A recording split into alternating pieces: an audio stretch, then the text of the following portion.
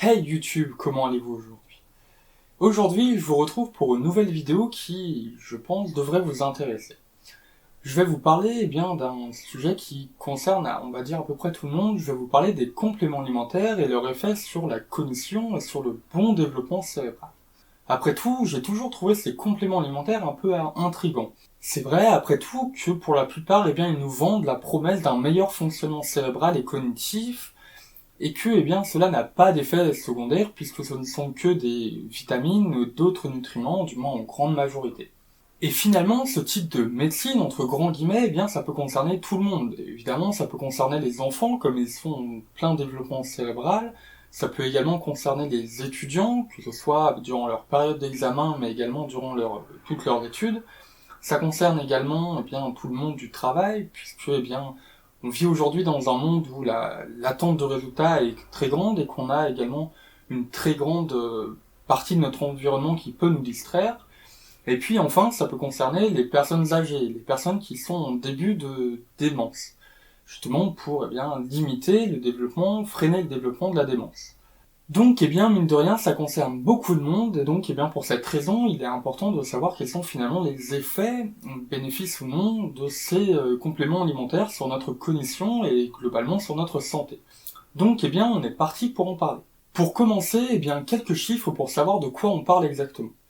Il faut savoir qu'aux États-Unis, et c'est à peu près la même chose en Europe, entre les années 1988 et 1994, environ 42% des adultes admettaient consommer des compléments alimentaires. Et enfin, entre les années 2003 et 2006, cette proportion de la population a grimpé jusqu'à environ 53% de la population. J'ai pas de chiffres sur les dernières années, mais on peut imaginer que cette proportion a augmenté, ou alors au minimum elle a stagné. Ça fait quand même plus d'une personne sur deux qui en consomme, et donc pour cette raison, il est encore plus important de savoir exactement de quoi on parle exactement quand on parle de compléments alimentaires. Maintenant, parlons de pourquoi vous êtes là, parlons des compléments alimentaires.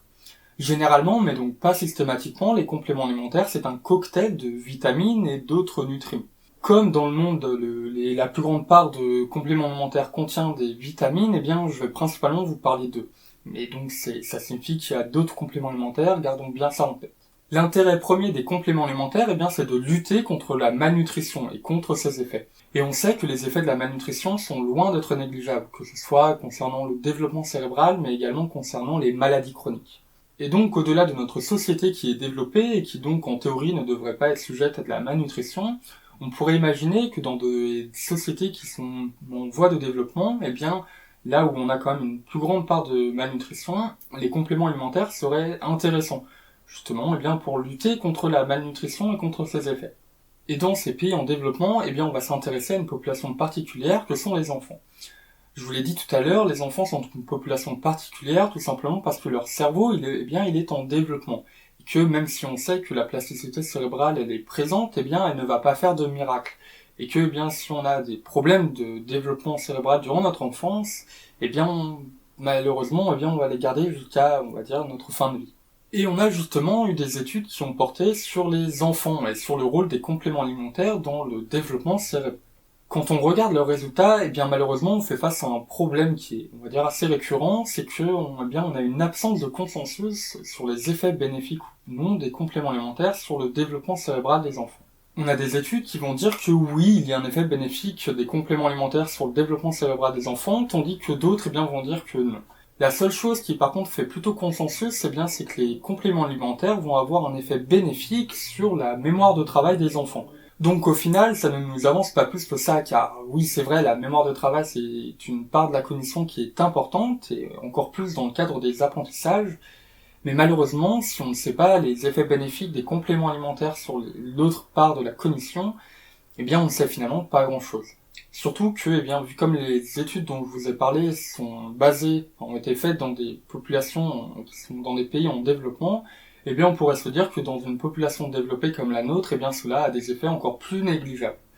Alors, ce n'est qu'une spéculation de ma part, ça n'a rien de scientifique là-dedans. Maintenant, voyons ce qui se passe chez les jeunes adultes. Alors, chez eux, les compléments alimentaires ne sont pas, on va dire, les seuls médicaments qui sont utilisés, et il y a également de vrais médicaments qui sont utilisés pour améliorer la cognition. Dans un premier temps, parlons des compléments alimentaires. Dans le cadre des compléments alimentaires, là aussi, on a une absence de consensus. Certaines études vont dire qu'il y a un effet sur la cognition qui sera bénéfique sur notamment l'attention et la concentration, mais d'autres études vont dire que non, il n'y a pas d'effet. On a également d'autres études qui nous disent qu'il y aurait un effet différent, que les participants soient des hommes ou des femmes. Et là encore une fois, ça reste à confirmer. Et comme on a peu d'études, c'est tout de même assez difficile de trouver une vérité parmi tout ça. Concernant les médicaments, là c'est autre chose. Tout d'abord, c'est très bon de le rappeler, aucun médicament ne peut être prescrit à des individus qui sont en bonne santé pour améliorer leur cognition. Et donc, si on ne peut pas les prescrire, c'est donc qu'on détourne leur utilisation. Très souvent, ou même quasiment tout le temps, les médicaments dont je vais vous parler, sont utilisés sont prescrits chez des personnes qui ont des troubles de l'attention avec ou sans hyperactivité, ou alors dans des cas de narcolepsie, c'est-à-dire des personnes qui vont soudainement, même en pleine journée, s'endormir. Ces traitements, c'est ce qu'on appelle des psychostimulants et ils vont avoir pour but d'éveiller la personne ou de la rendre plus attentive. Quand on étudie les effets de ces médicaments, de ces psychostimulants chez des personnes qui sont en bonne santé, on va se rendre compte qu'il y a des effets bénéfiques, mais à court terme. C'est-à-dire qu'au-delà de 12 heures, ces effets vont disparaître. Et plus problématique que ça, au-delà de 24 heures, et même après une nuit de sommeil, on va noter des effets délétères sur la cognition de manière générale, mais plus spécifiquement sur la concentration, sur la mémoire de travail, mais également sur la qualité de sommeil. Et là, finalement, ça crée un cercle vicieux, mais surtout, on aura des effets qui vont être les effets opposés à ceux qui sont recherchés.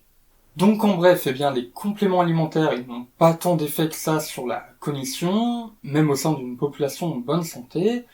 Et puis pour les médicaments, ils ont plus d'effets néfastes que d'effets bénéfiques. Passons maintenant à une population plus âgée et donc qui est sujette à de la démence.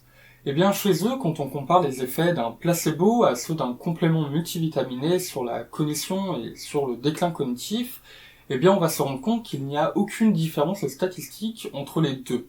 Donc, qu'est-ce que ça signifie ? Ça signifie que le complément alimentaire, en l'occurrence multivitaminé, n'a pas d'effet sur le déclin cognitif. Alors l'étude dont je vous parle, elle a été faite dans le cadre d'une population de personnes âgées qui sont bien nourries, mais finalement ça reste tout de même très intéressant.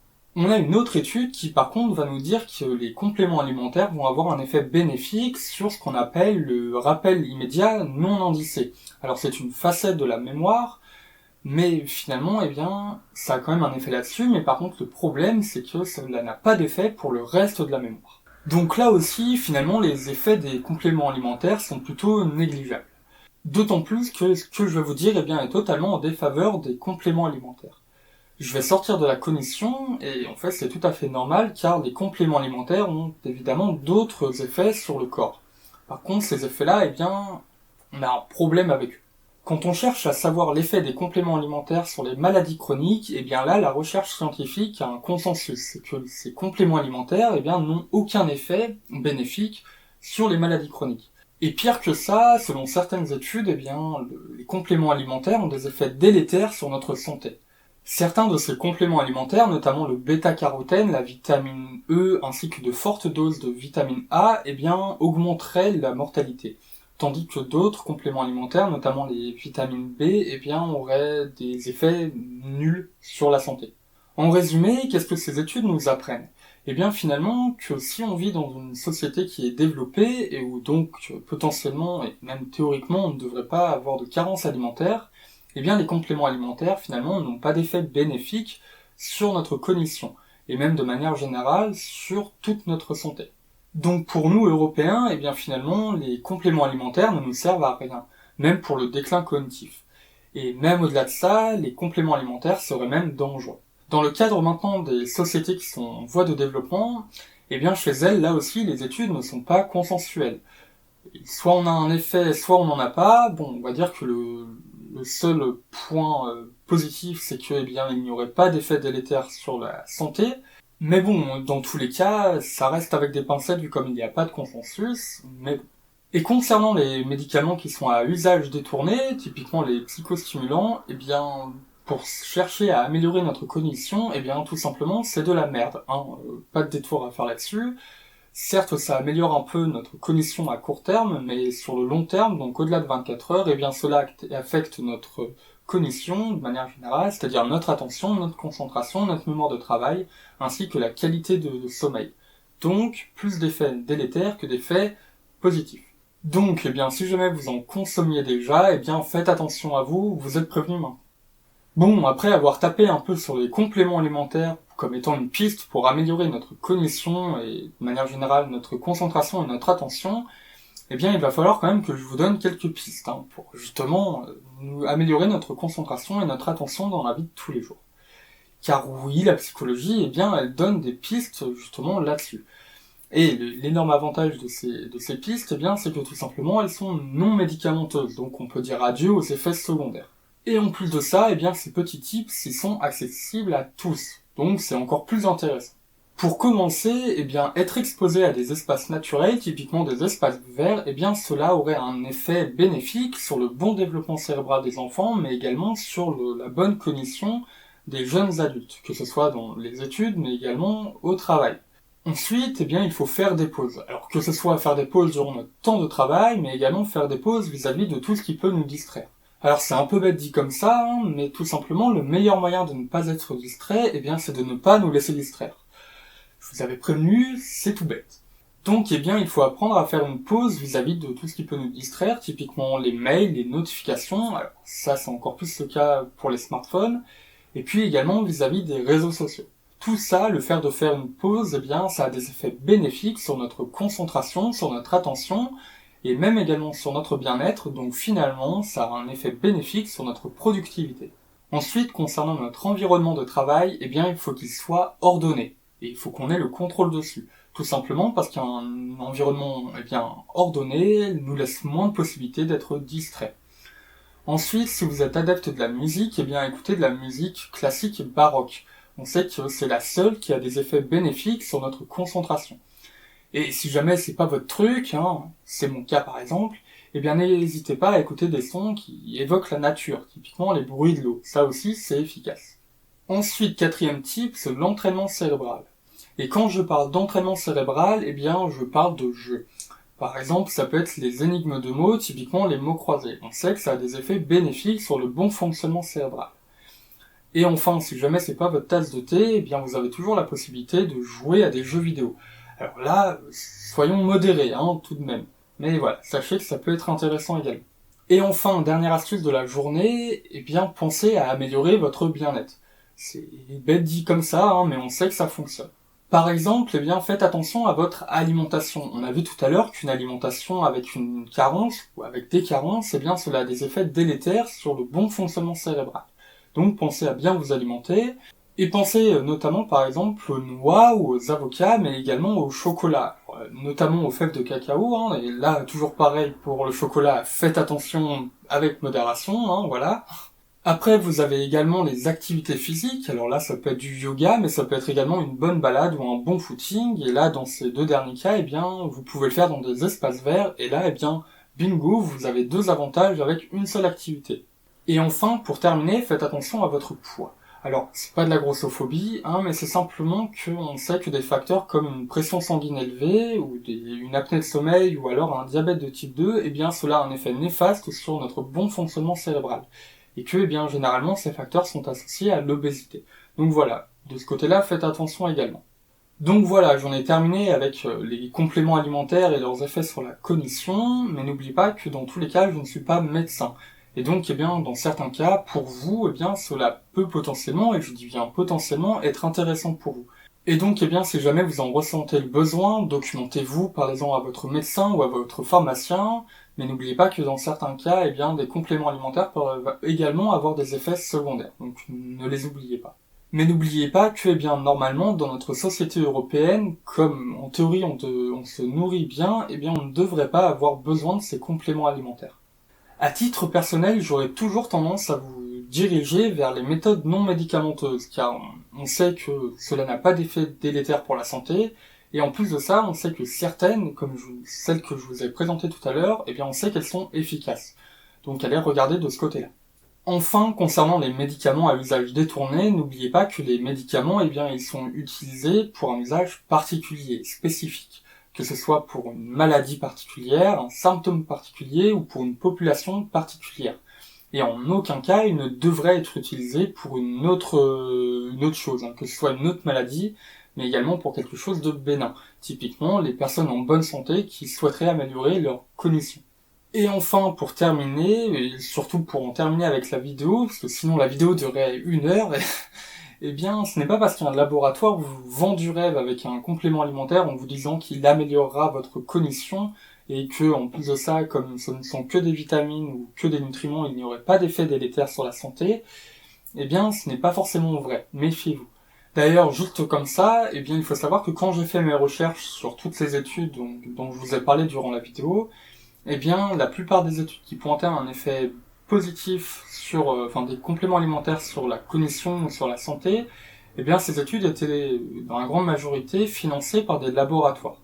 Alors, ça veut pas dire que ces études sont truquées ou quoi que ce soit, ou théorie du complot ou quoi que ce soit, c'est simplement que, eh bien, si les laboratoires financent des études, eh bien, il y a une possibilité qu'il y ait des biais méthodologiques. Alors, que ce soit volontaire ou pas, mais, eh bien, c'est toujours possible. Donc, eh bien, si vous cherchez des informations concernant les compléments alimentaires, eh bien, faites attention aux conflits d'intérêts avec les laboratoires. On sait très bien qu'avec le sucre, par exemple, il y a eu un très bon lobbying là-dessus et que ça a fonctionné. Entre grands guillemets, il n'y a pas de raison qu'il n'y ait pas le cas aussi avec les compléments alimentaires. Donc voilà, faites attention aussi. Bref, j'en ai enfin terminé avec la vidéo. N'hésitez pas à la partager, je pense que c'est un sujet qui est important, et puis ça concerne du monde, et puis surtout ça concerne la santé de tous. N'hésitez pas non plus à me poser des questions concernant ce que j'ai dit dans la vidéo, posez-le en commentaire, j'irai voir là-dedans. Et puis enfin, si vous ne voulez pas rater les prochaines vidéos, et puis également pour m'aider à développer la chaîne, n'hésitez pas à vous abonner à la chaîne, mais également à mon Twitter, je vous mettrai de toute façon des liens en description. Et puis, eh bien moi sur ce, je vous dis à la prochaine.